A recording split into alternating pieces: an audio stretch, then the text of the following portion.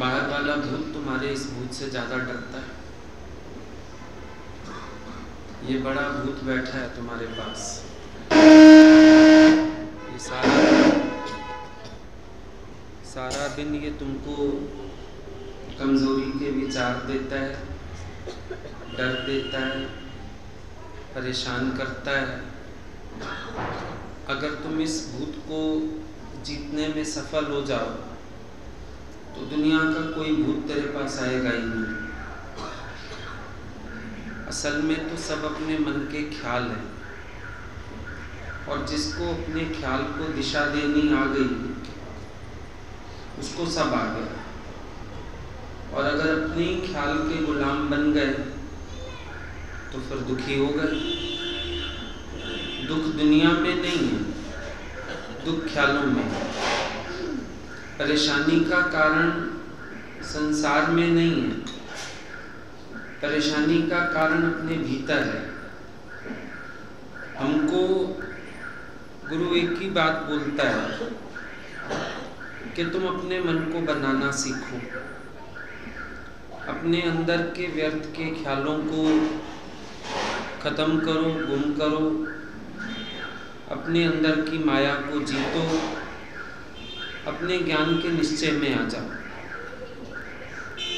यहाँ पे आके भी अगर ज्ञान में मन नहीं रखा है तो फिर दिक्कत होगी, क्योंकि सारी समाधानता ज्ञान में है।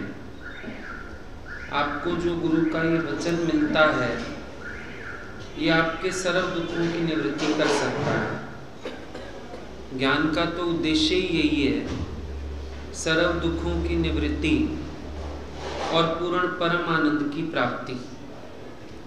अगर आप पूर्ण आनंद चाहते हैं और सब दुखों की निवृत्ति चाहते हैं तो गुरु के ज्ञान में मन रखना पड़ेगा।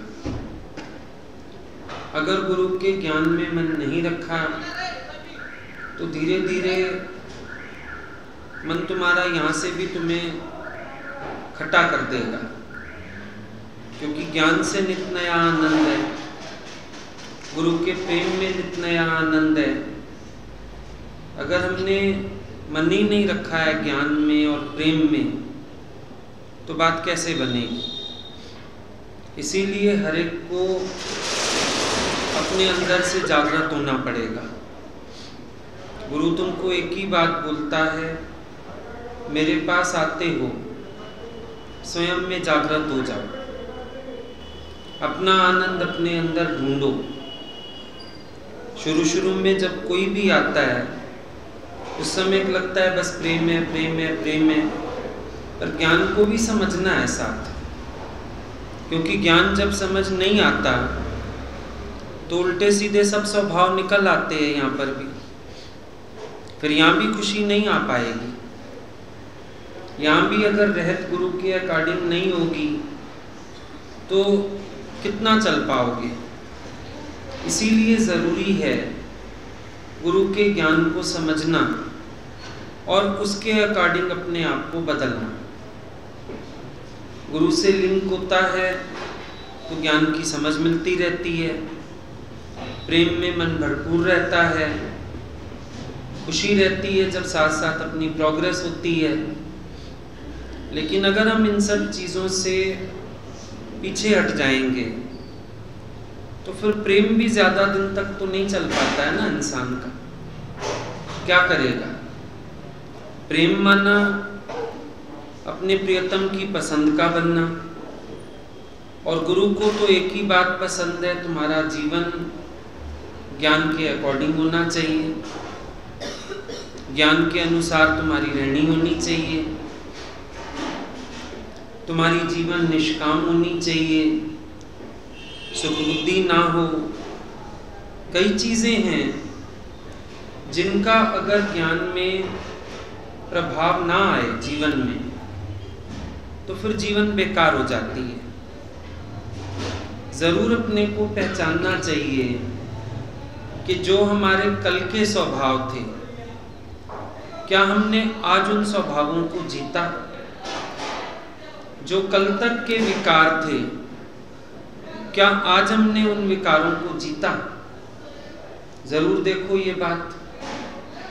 जैसे देखो अज्ञान में इंसान होता है तो उसको सुख बुद्धि बहुत होती है, हर जगह सोचता है मेरा सुख, मैं अपना ही सुख ढूंढ लूँ, मैं अपने ही सुख में चलूँ, मैं अपनी हर बात में पहले सेल्फ सेंटर्ड होके देखूँ, मेरा सुख किस बात में है। कई लोगों को हमने देखा है यहाँ आने के बाद भी वो सुख बुद्धि, वो स्वार्थ बुद्धि नहीं जाती अंदर से। अच्छी चीज़ मेरे लिए, अच्छी गाड़ी मेरे लिए, ये फलाना सुख मेरे लिए, ये जो एक बड़ा स्वार्थ वाली बुद्धि होती है, ये भी ज्ञान में इंसान को उन्नत नहीं होने देती है। कभी कुछ मैनेज करने को ही मिला तो इंसान सोचता है पहले अपने लिए बेटर कर लूँ मैं। मान लो हम तुमको बोलते हैं 4 गाड़ियों में सबको एडजस्ट करो, तो मन कहेगा मैं अपनी सीट अच्छी गाड़ी में रख लूँ जिसमें एसी भी चलेगी, सीट भी लग्जूरियस हो, गाड़ी भी अच्छी हो। समझो खाना सर्व करने को कहा, मन कहेगा पहले मैं जो अच्छी चीज़ है उसको इस ढंग से वरतूँ कि मेरे लिए निकल आए। समझो तुम्हें बोला बिस्तर लगा दो सबके लिए, मन कहेगा कोई कंफर्टेबल जगह ऐसी ढूंढूं जहाँ मैं तो ठीक से अपना बिस्तर लगा के सो जाऊं। फटाफट अपना पर्स रख दिया, अपनी चादर रख दी वहाँ पे कि चलो मैं तो सुख से जीऊँगा, आराम से अच्छी तरह से रात को सो जाऊँगा। कूलर के आगे मैं अपना बिस्तर डाल दूँ, ठंड है तो ऐसा कोना ढूंढ लूँ जहाँ मुझे हवा ना लगे। अभी पहचान करोगे ना तो बड़ी छोटी छोटी बातों में तुम्हें अपनी सुख बुद्धि बहुत होती है।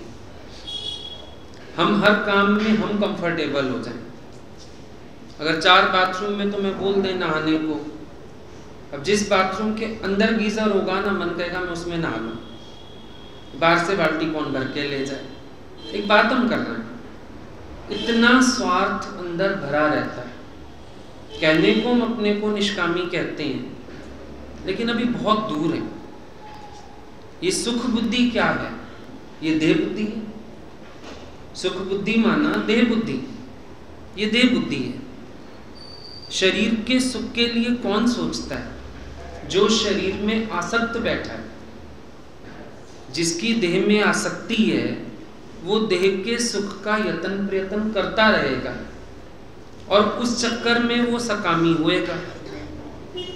लेकिन अगर ज्ञान समझा हो तो विवेकानंद की बात सुनते हो, जब उसने शारदा माँ से आज्ञा मांगी कि हम निष्काम पे जाना चाहते हैं, तो शारदा माँ उसको बोलती है जरा चाकू उठा के देना। जब उसने चाकू दिया तो जो धार नोक होती है वो अपनी साइड कर ली और जो हत्थे वाली तरफ थी वो उन्होंने शारदा माँ की तरफ कर दी। शारदा माँ बोलती हैं जाओ, तुम्हें आज्ञा दी जा सकती है।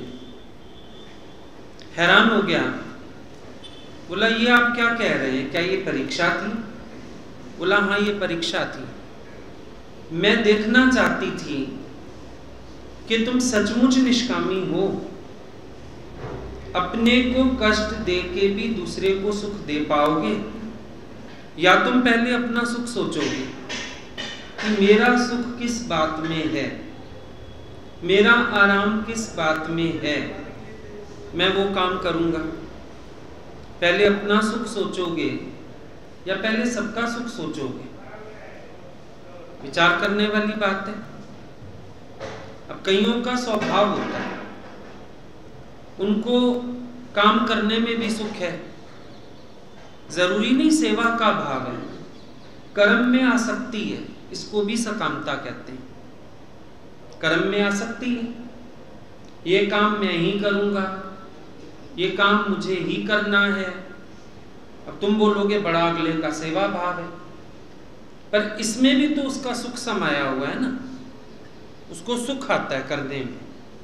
कर्म में आसक्ति है, निष्कामी वो भी नहीं। तुम सोचोगे निष्कामी है, निष्कामी वो भी नहीं। कईयों को देखो ड्राइविंग में मजा आता है, बैठ नहीं सकते, उनको बोलो बैठ के चलो, नहीं नहीं हम तो गाड़ी चलाएंगे। सुख है गाड़ी चलाने में, वहां भी सेवा नहीं हुई, सकामता हुई। जहां तुम्हारे अपने रस, तुम्हारे अपने स्वभाव पूर्ति हो रही है, वहां सारा सकाम है। ज्ञान को भी समझना पड़ता है, बहुत ध्यान से समझना पड़ता है। कई लोगों को तुम देखो घूमने फिरने का शौक होता है, लोग कहते हैं पता नहीं भाई फलाना इतना दूर दूर कैसे चला जाता है, कैसे निभा लिया उसने। एक्चुअली उसका शौक ही यही है, घूमना फिरना, मौज मस्ती, एंजॉय हो गया उसका, वो भी सकामी हुआ, लगा निष्काम पे जा रहा है। पर अगर उसको अपना रस आ रहा है बीच में से, उसके अपने सुखों की पूर्ति हो रही है, तो वो भी निष्काम नहीं कहलाएगा। तो ज्ञान को भी अच्छे से समझना, विचार करना और ज्ञान पर रहनी बनाना, ये चीजें जरूरी हैं।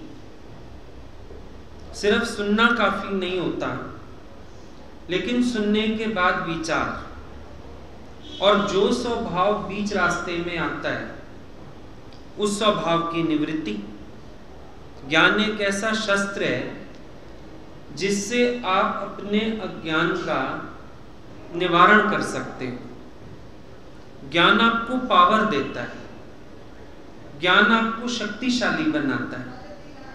जब आपका मन कोई ख्याल लाता है, कोई पुराने स्वभावों में अड़ता है, कोई कमजोरी की बात करता है, तो ज्ञान आपके पास है।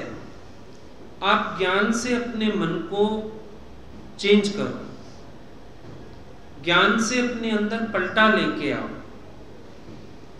ज्ञान से अपने मन को बनाओ।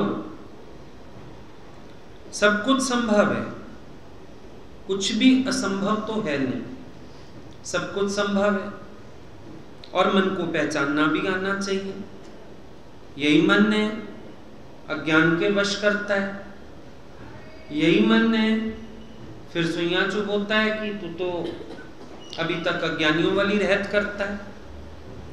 यही मन है भगवान की पसंद का नहीं बनने देता। फिर यही मन है बीच में कहने आ जाता है, ले तू तो उनकी पसंद का नहीं है आज तक, क्या फायदा तेरा। अब किसने कहा? दोनों बातें तुम्हारे मन ने कही। पहले यही मन ने अपनी इच्छा के वश होके, अपने स्वभाव के वश होके भगवान से भी दूर कर देता है। फिर यही मन है कहता है फिर क्या फायदा तेरा सत्संग आने का, तू उनको नहीं समझा, तूने उनका प्यार नहीं जीता।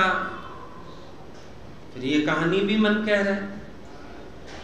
तो इस मन को तुम्हें पहचानना आना चाहिए, और जो स्वभाव बीच में बाधा बन रहा है उस स्वभाव को तुम अभी भी खत्म कर सकते। नाउ हियर और नो वेयर, या तो अभी का अभी या फिर कभी नहीं। तो ये स्वभाव तो जीता जा सकता है मन का। क्या ठीक है, हम मन के स्वभाव को खत्म करते हैं। आज से हम इस मन को बीच में आने ही नहीं देंगे। ये तो अपना अपना यत्न हो जाता है सबका। कोई जैसा प्रयास करेगा वैसी मंजिल उसको मिल जाएगी, कोई बड़ी बात नहीं। और कभी भी इट्स नेवर टू लेट। इस मार्ग पर चलते हुए एक बात ये भी याद रखना कि इट्स नेवर टू लेट। कभी ये मत सोचो अब देर हो गई है, अभी देर नहीं हुई है। जिस समय हम संभल गए, जिस समय हम ज्ञान के अनुसार चल पड़े, हम उसी समय जीत गए। देर कभी नहीं होती है। अभी समझो तुम्हारे एग्जाम होते हैं स्कूल में, मान लो दिसंबर तक, जनवरी तक बच्चे ने पढ़ाई नहीं की, मार्च में पेपर है। अगर वो लास्ट का 1 महीना भी संभाल लेता है, 10-10, 11-11 घंटे पढ़ाई को दे देता है, तो क्या वो कवर नहीं कर सकता? आप समझाते हो बच्चे को, बेटा अभी भी देर नहीं हुई, करना चाहे तो तू कर सकता है, हो जाएगा, अब मेहनत कर ले, 1 महीना, पूरे साल की कसर निकल आएगी। कहते हो ना, ईश्वर के मार्ग पर चलते हुए भी इस बात को ध्यान में रखो, कभी मत कहो देर हो गई। जिस दिन जागो उसी दिन सवेरा। अगर अभी जागृत हो जाओ, अभी पल्ला पकड़ लो भगवान का कस के, तो तुम्हें उससे मिलके एक कोने में कोई नहीं रोक पाएगा। पर अगर ये सोचते हुए बैठ जाओ कि देर हो गई, तो बाकी समय भी चला जाएगा। दादा भगवान का कहना होता था कि जो दूध पतीले से गिर गया उसको रोने के बजाय जो बच गया उसको तो संभाल लो। भाई गैस ही ना बंद करो आप, और जो दूध बचा हुआ है वो भी गिरता जाएगा बाहर, क्या फायदा? तो बेहतर है जो चला गया सो चला गया, जो बचा हुआ है वो तो संभाल लो, चाय का कप तो पी लोगे। मान लो दूध पीने लायक नहीं बचेगा 1 गिलास, इतना तो हो जाएगा, 1 कप चाय बन जाएगी, नाश्ता तो कर लोगे, उसी को बचा लो।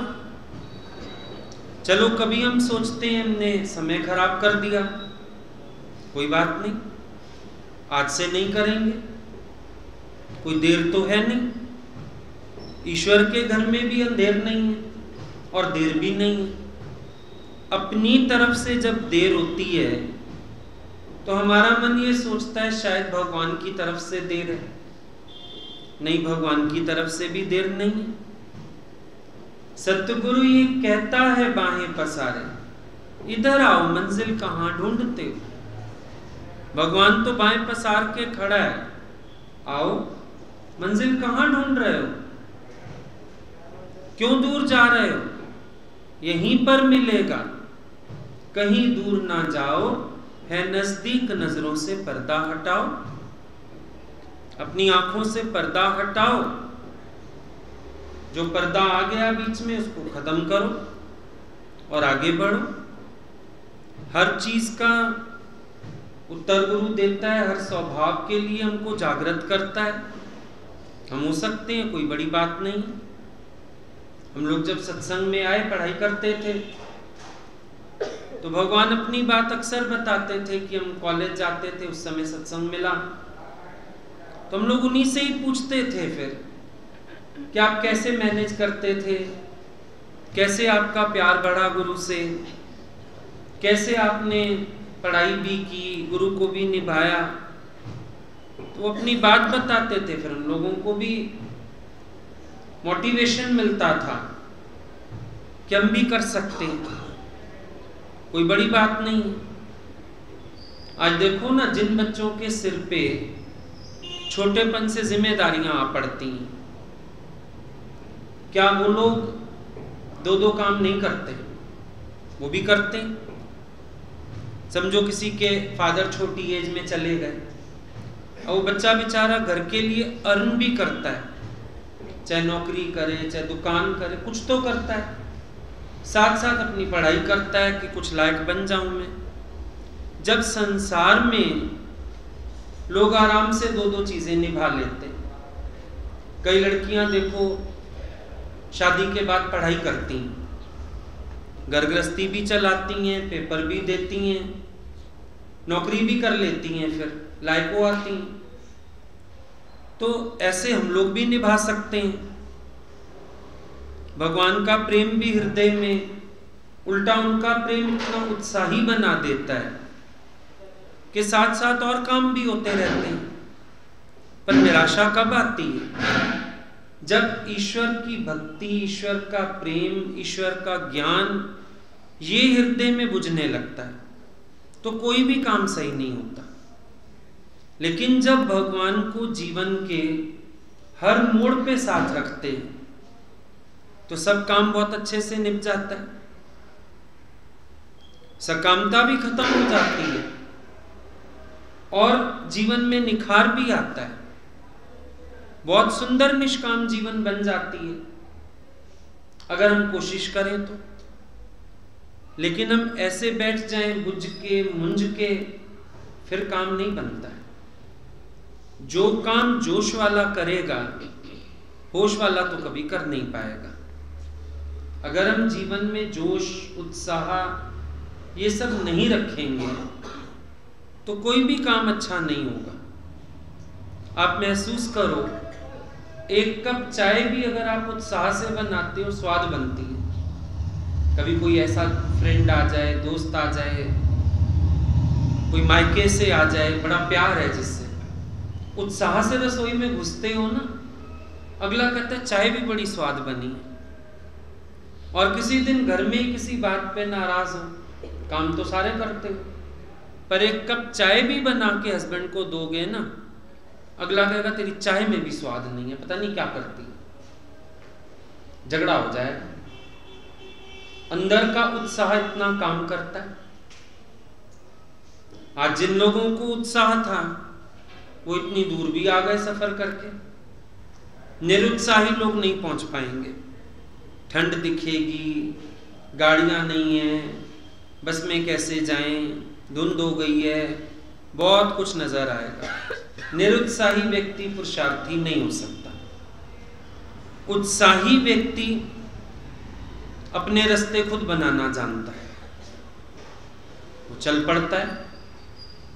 अब मोहे राम भरोसा तेरा, भगवान मुझे अब तेरा भरोसा है और तेरे भरोसे पर मैं अपनी जीवन की गाड़ी चला रहा हूं और चलती है बहुत अच्छी। पर उत्साह नहीं रखोगे अगर, फिर तो एक कदम चलना भी मुश्किल है। उत्साह छूट गया जिसका, वो एक कदम नहीं चल पाएगा। और उत्साही व्यक्ति सब काम कर लेता है। पति चला गया, उत्साह चला गया स्त्री का, बाथरूम तक भी पकड़ के ले जाना पड़ता है, एक माई साथ चलती है। टांगों में से जान चली गई है?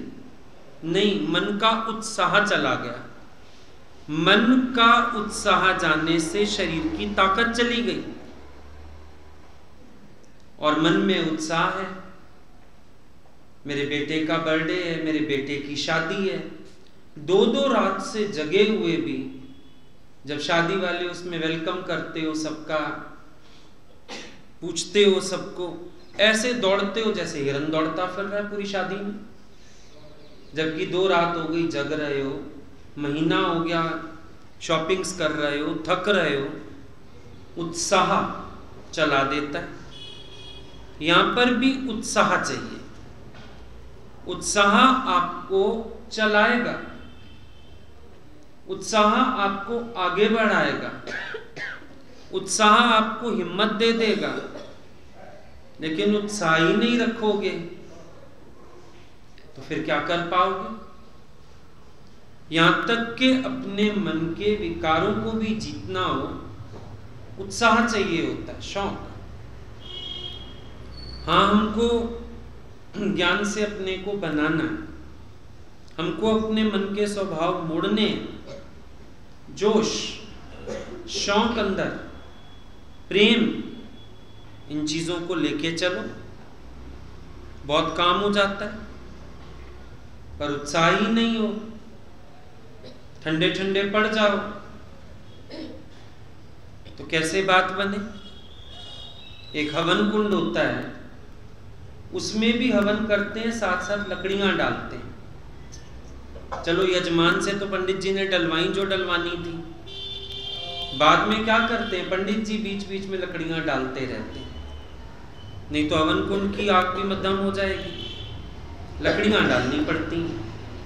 अपने अंदर का जोश बनाए रखने के लिए पुरुषार्थ की लकड़ियां डालनी पड़ती हैं, जरूरी मेहनत करनी पड़ती है। जहां भी प्रेम होता है इंसान का, वो प्रयत्न करता है। तो अगर मेरा परमात्मा से प्रेम है तो मेरा यत्न उस तरफ होना चाहिए ना। मेरा प्रेम कैसे बढ़े, मेरी भक्ति कैसे बढ़े, मैं कैसे ले लूं। जैसे नहीं मंदिर में जाते हो, प्रसाद हाथ आगे करके मांग लेते हो, रहता है ना अंदर में भाव कि प्रसाद तो भाई बिना कहे भी ले लेना चाहिए, कोई ना भी कहे। पहले जागरण नहीं होते थे मोहल्ले में इधर उधर, चाहे किसी ने बुलाया या नहीं, सवेरे प्रसाद के वक्त चले जाते थे, हाथ फैला देते थे, भाई प्रसाद दे दो हमें, प्रसाद लेने आए हैं। प्रसाद बिना किसी के कहे भी मांग के ले लिया जाता था और खाया जाता था।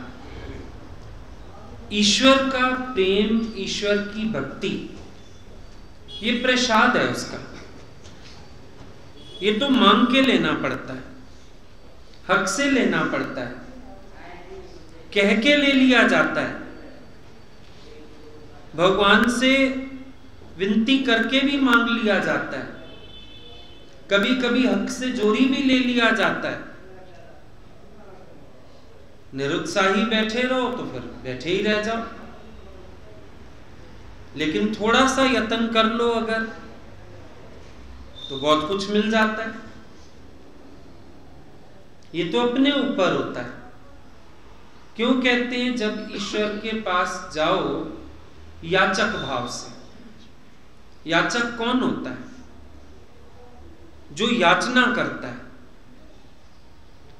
जो हाथ फैलाता है, झोली फैलाता है। अब लोगों ने उल्टा अर्थ कर लिया याचक भाव से जाने का कि भगवान से संसार के इच्छाएं पूरी करा लो, भगवान बेटा दे दो, भगवान धन दे दो, भगवान बीमारी हर लो, भगवान ये कर लो। ये याचना करने वाला याचक नहीं है भगवान का।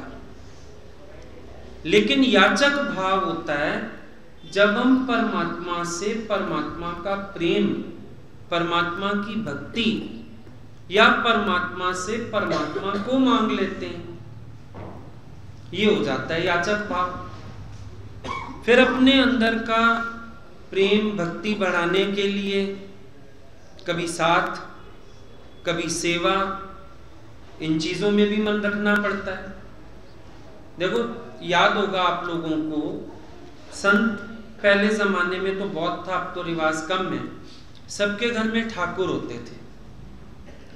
तो और कहा जाता था सुबह उठ के ठाकुर जी को नहलाओ, वस्त्र पहनाओ, भोग लगाओ, सेवा दी जाती थी। ये सेवा क्यों देते थे? लोगों ने तो फॉर्मेलिटी बना दी, जल्दी जल्दी करके अपना काम करना है।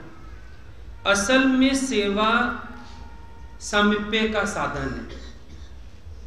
जितना सेवा भाव होता है, हम उतना नजदीक जाते हैं, उतना गुरु की करीबी हासिल होती है।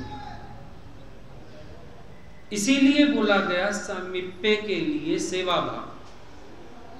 तो ठाकुर जी की सेवा करने का क्या मतलब था? ठाकुर जी के प्रति प्रेम बढ़ जाएगा, भाव बनेगा, भक्ति जागेगी, शौक और प्रेम जागेगा। ये सब चीजें थी। अब अपना प्रेम बढ़ाना है तो पुरुषार्थ की कोई भी लकड़ियां ले लो, जरूरी नहीं चंदन की लेनी है, नॉर्मल भी ले सकते हो। जरूरी नहीं भगवान से प्रेम बढ़ेगा जब उसके साथ एक सीट पे चढ़ बैठोगे, उसके साथ एक थाली में खा लोगे। अब प्रेम तो अपने भाव प्रकट करने से भी बढ़ता है, प्रेम तो सेवा से भी बढ़ता है, प्रेम तो साथ और समीप्य से भी बढ़ता है। कोई भी प्रयास कर लिया जा सकता है जो मेरे को उत्साही बनाए रखे। जिससे प्यार होता है ना, उसका वचन मानने का भी मन करता है। अगर किसी का भगवान कृष्ण से प्रेम है, उनको भागवत भी अच्छी लगती है, गीता भी अच्छी लगती है, भगवान के वचन है इसमें। कैसे सहेज के लपेट के रखते थे लाल कपड़े में, भगवान के अमोलक वचन है। जिससे प्यार होता है उसकी बात अच्छी लगती है, वचन मानना अच्छा लगता है, ज्ञान का प्रयास अपने आप हो गया। अपने भाव प्रकट करने से अब ठाकुर जी के पास बैठ गए, बातें करने लगे। कई भजनों में भी लाइनें आती हैं, आ बैठ के करिए गल श्यामा, एक तू में एक मैं हूं। कभी आता है दिल दे हाल सुनावा तैनू, तैनू ही सुनना पैना। क्या है ये? दिल के हाल ये नहीं है जो मेरे पास दुख है वो सुनाने हैं। देख भगवान घुटने नहीं चलते, देख भगवान बहू अलग हो गई है, ये नहीं है दिल के हाल। तेरे प्यार में, तेरी याद में जो दिल का हाल है, मतलब मैं अपने भाव तेरे आगे कहूं, प्रकट करूं, उससे मेरा प्रेम बढ़ता है, भक्ति बढ़ती है। इसीलिए कहते थे अकेले बैठ के भगवान से बातें करो, अपने दुख सुख की कहो। अब जो सांसारिक दुख सुख है वो तो ईश्वर की तरफ से आया, उसको पता ही है। लेकिन ईश्वर का प्रेम और भक्ति अंदर आ जाने के बाद जो आपके मन के भाव हैं वो आप प्रकट करो, तो उससे भी बढ़ता है हिसाब किताब अंदर का। यतन तो हो ना, भक्ति भी निष्काम होके, सकाम होके नहीं। भक्ति में भी अगर सेल्फ सेंटर्ड हो जाओगे ना, मुझे ही सुख मिले, मुझे ही पूछें, मुझे ही ऐसे करें, उन्होंने क्यों नहीं कहा, ऐसे क्यों नहीं बोला, मेरे को क्यों नहीं बुलाया, यहां भी ये सकाम रखोगे तो बुझ जाओगे, बुझ जाओगे। बालक होके ले लिया जाता है, बालक होके अपना प्रेम हम ले लेते हैं, भक्ति ले लेते हैं। हम लोग कभी जाते थे, भगवान का दरवाजा बंद है, निकलते निकलते अचानक ख्याल आता था, देखें बैठे हैं क्या। जरा सा दरवाजा खोला, वो बोलते थे हाँ आओ, क्या हुआ? नहीं काम तो कुछ नहीं था, ऐसे ही मन कर रहा था, देखें आप बैठे हैं तो आ जाना, किसने मना किया। यूं ही लॉटरी लग गई, 1-1.5 घंटा बैठने को मिल गया। लिया जाता है। कभी जाते थे उनसे पूछ लेते थे आप कुछ लिख रहे हैं आजकल, पता होता था डायरियां लिखते रहते हैं, कोई डायरी पूरी भी हुई है, वो निकाल के दे देते थे, अच्छा तो फोटोस्टेट करा दे। लिया जाता है ना। अब हम ऐंठ के बैठे रहें, आपको भी तो पता है मुझे शौक है, तो भैया मुंह से कह देने में क्या नुकसान है। एक ही तो दर है जहां ये अहंकार भरा शीश झुका लिया जाता है और झुक जाता है। सारी दुनिया में तो अकड़ के आए, ऐंठ के आए, यहां पर भी अगर ऐंठन रखी तो पिछड़ जाओगे, और पिछड़ जाओगे तो एक दिन बिछड़ जाओगे। और ये गलती कभी मत करना कि हम पिछड़ जाएं या बिछड़ जाएं। गंडी रहे तो सामिंजी तार हमेशा, बल्कि संकल्प करो भगवान तेरे से मेरी तार हमेशा जुड़ी रहे। जो छूटता है छूटे, पर भगवान तेरी भक्ति, तेरा प्यार ये ना छूटे कभी हृदय से। और अपने इस भाव को बार बार तुम्हें सींचना होता है। मीरा कहती है असुवन जल सींच सींच प्रेम बेल हुई, मेरे तो गिरधर गोपाल दूसरो ना कोई। इस प्रेम बेल को बार बार सींचना पड़ता है अंदर से खुद ही, कि ये प्रेम, ये भक्ति की बेल मेरी हमेशा बढ़ती रहे, मेरे अंदर हमेशा ईश्वर के लिए प्रेम बरकरार रहे। कितनी बार बात सुनी होगी कि जब राम जी पहली बार वाटिका में मिले थे सीता से, उन्हीं फूलों की जयमाला उन्होंने स्वयंवर के समय पहनाई थी राम जी को। किसी ने पूछा क्या ये फूल मुरझाए नहीं इतने दिन? बोला नहीं। क्यों नहीं मुरझाए? इसलिए नहीं मुरझाए कि जनकपुरी में राम रूपी सूर्य उदय थे, और जब राम रूपी सूर्य उदय रहता है, सूर्य उदय होता है तो फूल खिलते हैं, मुरझाते नहीं। सूर्य अस्त होता है तो मुरझाते हैं। राम रूपी सूर्य उदय है, सीता जी के हृदय में भक्ति रूपी पुष्प वो खिले हुए, तो बाहर के फूल भी खिले रहे। इसलिए हमारे हृदय की जो भक्ति है ना, ये हमेशा खिली रहनी चाहिए। हृदय में ईश्वर का वास हो, भक्ति खिली हुई हो। ईश्वर के प्रेम की धूप में दमके ये भक्ति, तब बात बनती है। इसको मुरझाने नहीं देना होता इस बेल को, क्योंकि हृदय में भक्ति रूपी बीज भी भगवान खुद डालता है। हमारी औकात नहीं है मुझसे प्रेम कर सके, खुद अपने प्रेम का बीज डालता है और वही कृपा करके इस बेल को उन्नत भी करता है। तो अपने किसी स्वभाव के कारण, अपनी पुरुषार्थहीनता के कारण कभी इस बेल को सूखने मत देना। है मानुष जन्म का मकसद प्रभु भक्ति कमा लेना। ये भक्ति कमा लो, ये प्रेम कमा लो,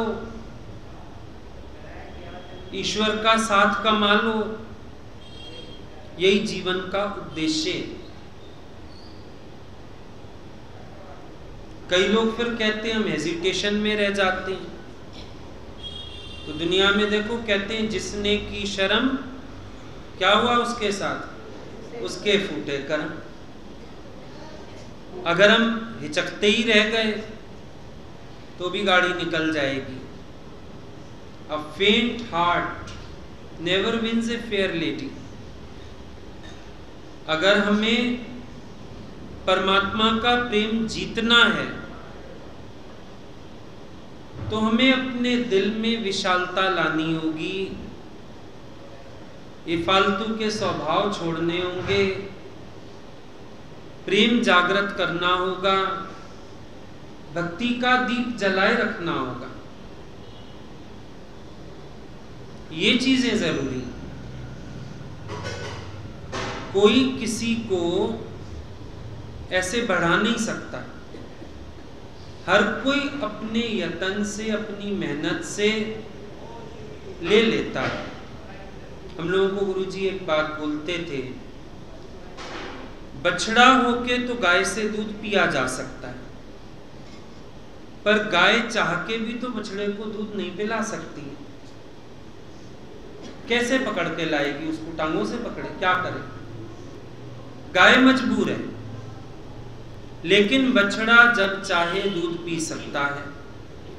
और जिनके घरों में गाय भैंसे होती हैं, आपने देखा होगा, बछड़े को जरा सा खोल दें ना, वो दौड़ के जाता है, दूध पी लेता है। अलग रखते हैं बछड़े को। बछड़े को अगर दूध ना, वो दूर ना रखें तो दूध बचेगा ही नहीं बेचने के लिए, बछड़ा पी जाएगा। बछड़ा तो ताक में रहता है, मेरे को कब मौका मिले और मैं मां से दूध पी लूं। भक्त ताक में रहता है, कौन सा मौका मिले मैं अपने प्रेम का एक पन्ना और जोड़ लूं, अपनी भक्ति और बढ़ा लूं। भक्त तो ताक में रहता है। हनुमान जी ताक में रहते हैं, कौन सा मौका मिले और मैं राम जी की कोई सेवा कमा लूं। सीता जी को जेलसी हो गई है उनको देख के कि पत्नी तो मैं हूं और सेवा सारी ये लेके खड़ा। तत्पर ही इतना है वो। भगवान स्नान करने जाते हैं, वो बाहर वस्त्र लेके खड़ा हुआ। भगवान भोजन करने बैठते हैं, वो पंखा जलने को खड़ा है। भगवान विश्राम करते हैं, वो पैर दबाने को खड़ा है। चरण सेवा। इतना तत्पर है कि सीता जी को योजना बनानी पड़ गई लक्ष्मण से मिलके जब घर वापस आ गए थे। हनुमान जी कहीं गए थे, इन लोगों ने मिलके भाभी देवरों ने षड्यंत्र रचा सारा कि वो कहते हैं भाई हमारा, वो कहता है पति हमारा, और ये हनुमान जी का कोई रिश्ता भी नहीं, और हनुमान जी ने पूरे राम जी संभाल रखे हैं, हमारे लिए कुछ छोड़ा ही नहीं होगा। ये देखो भक्ति किसको कहते हैं। योग्यता मिलेगी, इंतजार मत करो, योग्य बनो, अपने आप योग्यता मिल जाएगी। सेवा अपने आप ही इष्ट के नजदीक रखती है। सेवक जो होता है वो कभी दूर हो ही नहीं सकता। सेवा भगवान के नजदीक रखती है, क्योंकि हमारी सेवा है, हमें तो पास खड़े होना ही, क्या करें। यहां तक के हनुमान जी को सिर्फ एक सेवा दे दी, जब भगवान को जमाई आए तुम चुटकी बजाना। अब रात को सोने का टाइम, हनुमान जी निकले ही ना कमरे से। सीता माता बोले भाई जाओ, बोला मेरे भगवान को जमाई आ गई तो मेरी तो सेवा है, मैं तो नहीं जा रहा, और फंस गई। बाकी सेवाएं तो ले ली उसकी, किसी ने चरण सेवा ले ली, कपड़ों की सेवा ले ली, सब सेवा ले ली, वो और ही ज्यादा चिपक गया। बोला क्या पता कब जमाई आ जाए मेरे भगवान को, तू कपड़े पकड़ के खड़ी रहना, आएंगे भगवान, मैं दरवाजे पे बैठा रहूंगा, जमाई आ गई तो तुम सो जाओ बेशक सारे, मैं बैठा रहूंगा, मेरे भगवान को जमाई आ गई तो। परेशान हो गई सीता जी। बोला ये तो अजीब भगत है, कैसे भी भगवान का साथ ढूंढ लेता है। तो बजाय अपना दिमाग नेगेटिव साइड चलाने के, कई लोग चलाते हैं, हमें तो कुछ आता ही नहीं, हमारे अंदर तो कोई भक्ति नहीं, हमारे अंदर तो कोई प्रेम नहीं, हमारे अंदर तो कोई फलानी बात ही नहीं। इतना नेगेटिव सोचने से अच्छा कुछ पुरुषार्थ कर लो। एक बार हमने गुरुजी को बोला था, मैंने कहा हमको तो कुछ आता नहीं ज्यादा, जैसे बच्चे एक्टिव होते हैं, किसी ने बिजली ठीक कर ली, किसी ने कुछ कर लिया, हमको तो आता नहीं।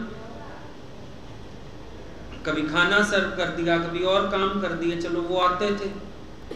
भगवान हंसने लगे, बोले तो मेरे साथ बैठ के बातें जो कर लेता है इतनी अच्छी, मौज थी उनकी, बुला लेते थे, घंटों बातें करते रहते थे। बोले फिर देख तेरे को ये कितनी अच्छी सेवा है, सारी लड़कियां सो रही हैं मेरी, और तू और मैं बैठे हैं, बातें कर रहे हैं, ज्ञान की चर्चा कर रहे हैं, गीता भगवान की चर्चा कर रहे हैं, अनुभव का आदान प्रदान हो रहा है। बोले देखिए कितनी अच्छी सेवा मिली है।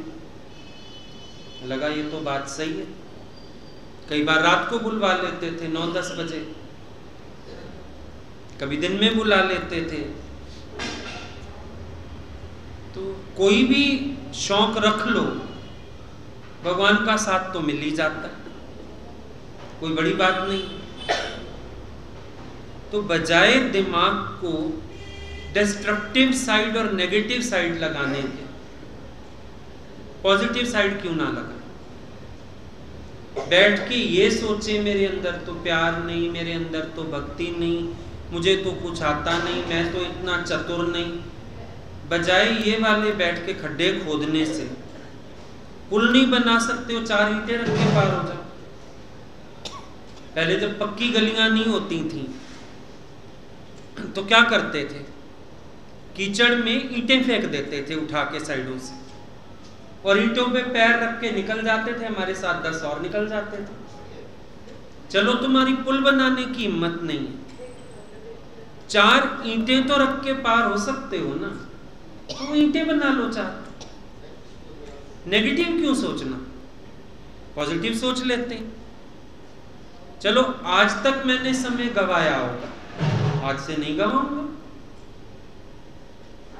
आज तक मैंने अपने भक्ति को, प्रेम की बेल को नहीं बढ़ाया, चलो आज से बढ़ा लूंगा। क्या फर्क पड़ता है? और जब तक हम नजदीक नहीं होते ना, भगवान का स्वभाव भी नहीं पहचान सकते। दूर रहो तो डरते रहो, झिझक में रहो, नजदीक आते ही पता चलता है अरे भगवान तो इतने सरल हैं, इतने सरस हैं, इनका साथ तो बहुत अच्छा है। 1 मिनट में सारी झिझक खुल जाती है। फिर उल्टा बार बार मन करता है कि भगवान यही आशीर्वाद दे दो, आपका प्यार, आपका साथ, आपका सानिध्य ये मुझे मिलता रहे। उल्टा शौक आ जाता है अंदर में। अच्छा भी तो सोचा जा सकता है। दादाजी जब उनको दिवालिया निकल गया, आपघात करने जा रहे थे, गुरु के पास कोई ले गया दोस्त, और गुरु की वाणी चली, तन मन धन गुरु को दे दो, तन मन धन गुरु देई, पैंजा बंधन कटे सबई। तन मन धन गुरु को दोगे, बंधन कट जाएंगे। दादा बोले, मैंने कहा धन तो खत्म कर आए हो, है ही नहीं, दिवाला हो गया। तन खत्म करने जा रहा था, चलो दे देते हैं गुरु को, बाकी एक मन ही तो रखना। इतना सा पॉजिटिव मोड़ आया जीवन में, तो आप देखो दुनिया के भगवान हो गए। एक पॉजिटिव एटीट्यूड ही तो आया मन में कि तन को तो वैसे ही खत्म करने जा रहा था, धन खत्म हो गया, बाकी मन रख देखता हूं भगवान में। तो देखो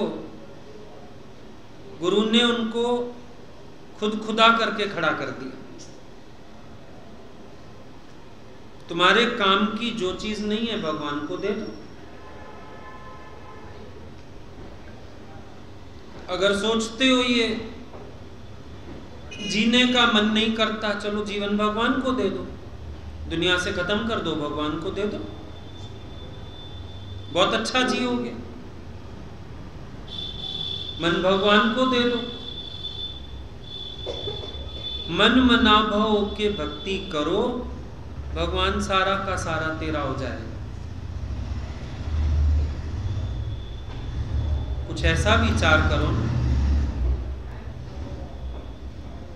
गलत क्यों सोचते? अगर कभी भीतर कुछ समझ में आता है, बुद्धि सूक्ष्म होएगी तो सूक्ष्म मन का विकार भी समझ आएगा। उसकी भी टेंशन क्या लेनी, उल्टा खुश हो जाओ कि शुक्र है गुरु ने इतनी सूक्ष्म बुद्धि तो करी है कि हमको सूक्ष्म से सूक्ष्म विकार समझ आता है, पुरुषार्थ भी हो जाए।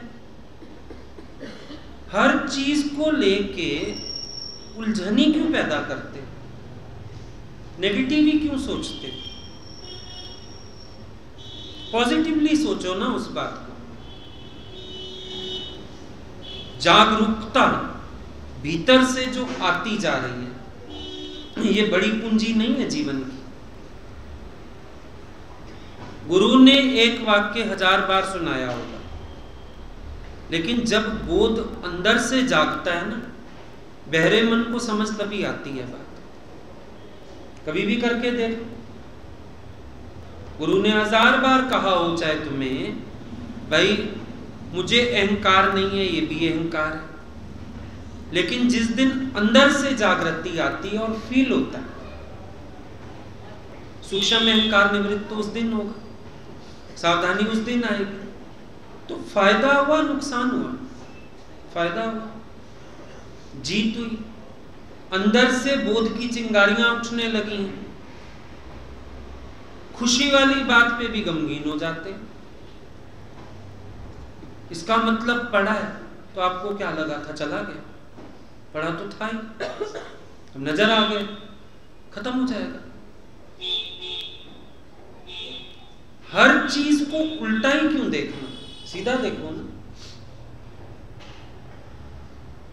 और सियाना तो वो उल्टे को भी सीधा कर ले। अब देखो, आप लोग तवा रखते हो रोटी बनाने के लिए, इस तरह से रोटी बनाते, मुसलमान तो उल्टे तवे पे बना लेते हैं रोटी। रुमाली रोटियां खाते हो शादियों में, उल्टे तवे पे बनती हैं सारी। सियाने तो इतने बनो, उल्टे तवे पे भी रोटी बनानी सीखो। जरूरी है सीधे तवे पे रोटी बनती है? नहीं, उल्टे पे भी बन जाती है। मुसलमान खाते हैं बनाकर, फिर आप क्यों नहीं बना सकते?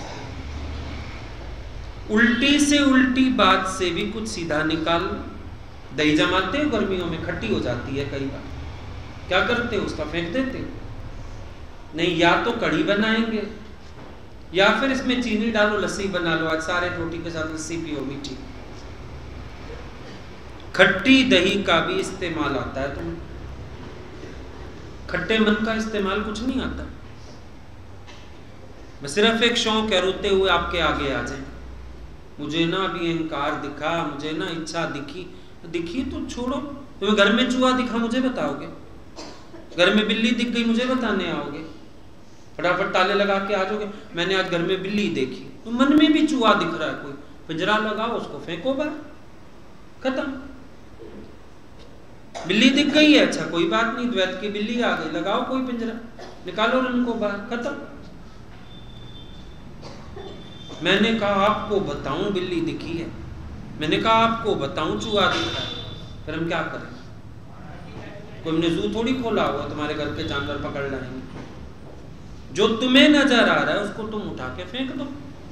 हमने सब युक्तियां दे रखी, सब विचार दिए, कोई टेंशन वाली बात ही नहीं, कहीं से कमी वाली कोई बात है ही नहीं। जो समझ में आ रहा है उसको करो फटाफट। कल भी हम लोग बैठे थे शाम को, मैंने कहा हर व्यक्ति बहुत योग्य है, मुसीबत ये है अपनी योग्यता को प्रकट नहीं करते। आता सबको सब कुछ है, क्या नहीं आता? वेल एजुकेटेड हो, समझदार हो, अपने घर गृहस्थियां भी अच्छी निभा रहे हो, तो क्या ईश्वर की भक्ति आपके लिए कठिन है? ईश्वर का कार्य आपके लिए कठिन है? कुछ भी कठिन नहीं। बस अपने आप को ऐसे विचार दिया होगा। अब जिस लायक इंसान अपने को समझ ले,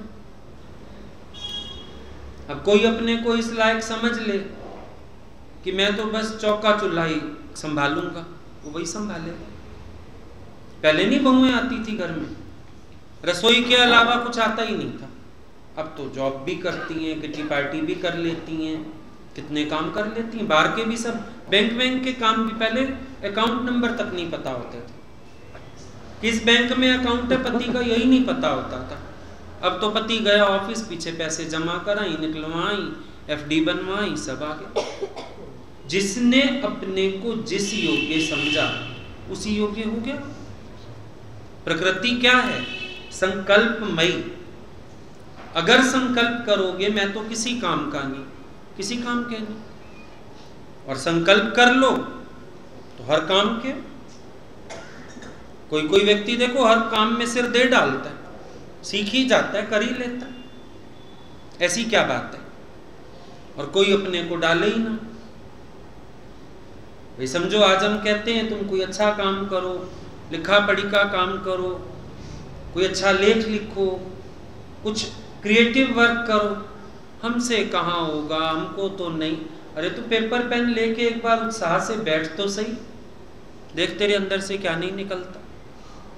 जो लोग लिखते हैं ना, इनको हम 5 मिनट में बोलते हैं जरा एक बनाना कविता फलानी चीज में डालनी है, मैगजीन में, इसमें, वो फटाफट पेपर पेन उठाया, 5 मिनट ऊपर गए, लाइनें 4 जोड़ी आ गए।